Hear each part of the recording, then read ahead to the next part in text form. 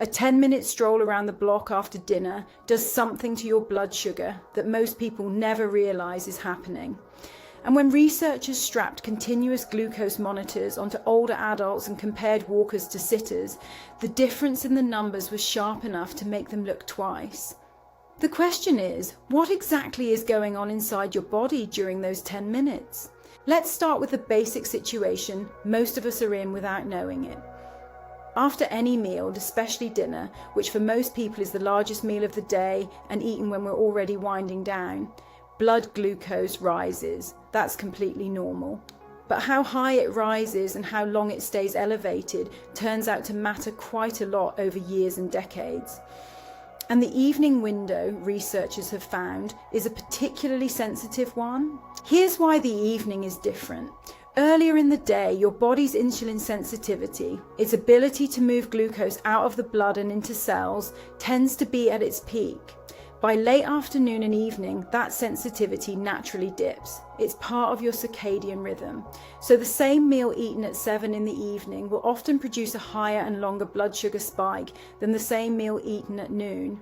Dinner is metabolically the hardest meal for most people to handle. Now add the fact that after dinner, many of us sit down. The television goes on, the couch calls, the body goes still. Muscle tissue is one of the primary places where glucose gets absorbed from the bloodstream, and resting muscles absorb very little. So you've eaten your biggest meal at your most insulin resistant time of day, and then you've switched off the very tissue that would help clear the glucose. It's a combination that produces a long, slow glucose plateau through the evening hours. This is where the walkers diverge from the sitters. When you move your legs, even at a gentle conversational pace, your working muscles start pulling glucose directly out of the bloodstream.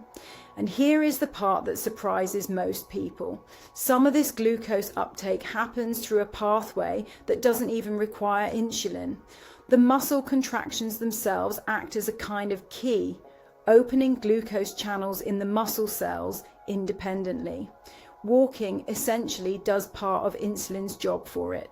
The data from controlled studies reflects this clearly. In one well-cited trial, participants who took a 15-minute walk after each meal showed significantly lower post-meal glucose levels compared to a single longer walk taken at another time of day. The after-dinner walk was particularly effective at blunting the evening glucose peak.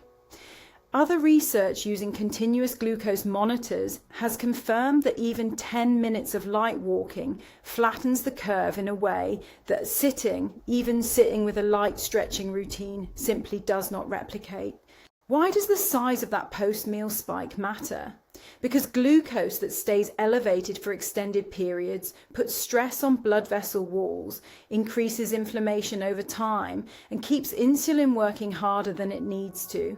For older adults especially, chronically high post-meal glucose, even levels that don't qualify as diabetic, is increasingly linked in the research literature to fatigue, cognitive fogginess, and longer-term cardiovascular risk. The damage is quiet and gradual, which is exactly why it goes unnoticed. Now, none of this means you need to power walk at speed the moment you put down your fork. The research doesn't demand that. A gentle pace, the kind where you could hold a full conversation without effort, is sufficient to engage the muscle glucose uptake mechanism. The key variables are timing and consistency. Starting within about 30 minutes of finishing your meal appears to be the sweet spot, because that's when blood glucose is climbing toward its peak and intervention has the greatest effect. The consistency piece is worth sitting with. A single walk doesn't reshape your metabolism, but a habit, the same 10-minute loop every evening after every dinner, does something different.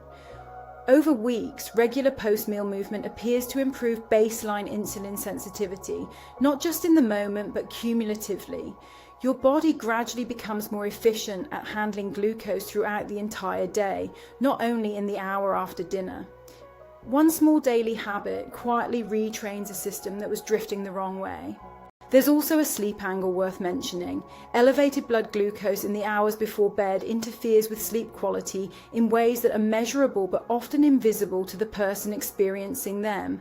Lighter sleep stages, more nighttime waking, less restorative rest. Seniors who walk after dinner and bring their evening glucose down more quickly often report sleeping better without being able to explain why. The connection is real, and it runs through that same post-dinner glucose window. What about people who have mobility challenges or who find a full walk uncomfortable? The mechanism still applies, just scaled. Research on light movement after meals has included chair-based leg exercises, slow pedaling on a stationary bike, and even extended standing, all of which produce measurable, if smaller, improvements in post-meal glucose compared to complete rest. The principle is muscle activation, not distance covered. Any movement is pulling in the right direction. It's also worth saying plainly that this habit works alongside whatever else your doctor may have recommended, not instead of it. If you're managing blood sugar with medication or following a specific dietary plan, a post-dinner walk is a complement, not a substitute. What it represents is something you control entirely. A lever that requires no prescription, no equipment, and no special knowledge.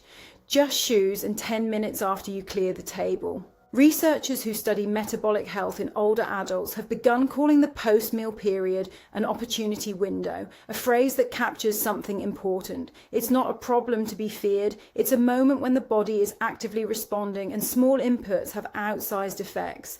Every evening after dinner, that window opens. The glucose is rising, the muscles are waiting, and 10 minutes of easy movement can quietly redirect the whole trajectory of the next several hours.